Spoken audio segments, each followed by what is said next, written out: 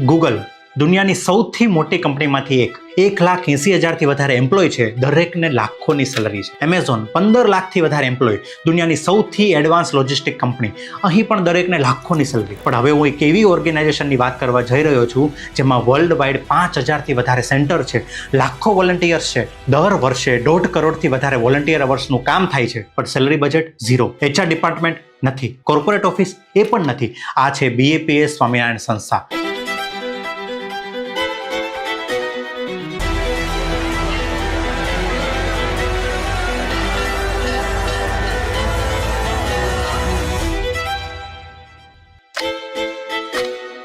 ગુજરાતના એક નાનકડા બોચાસણ ગામમાં 1907માં શરૂ થયેલી એક સંસ્થા જે મેનેજમેન્ટ માટે વિશ્વવિખ્યાત છે. અને આ મારી ઓપિનિયન નથી, આ ફેક્ટ છે.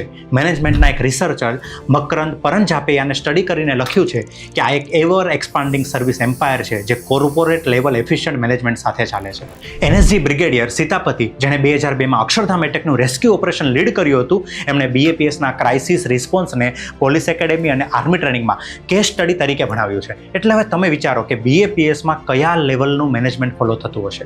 એવા 5 મેનેજમેન્ટ પ્રિન્સિપલ્સ જે ગૂગલ, એમેઝોન, એપલ પણ એમની કંપનીમાં ફોલો કરે છે, પણ BAPS આ બધા જ મેનેજમેન્ટ પ્રિન્સિપલને વર્ષોથી ફોલો કરે છે. Lesson number 1, servant leadership. Robert ગ્રીનલીફે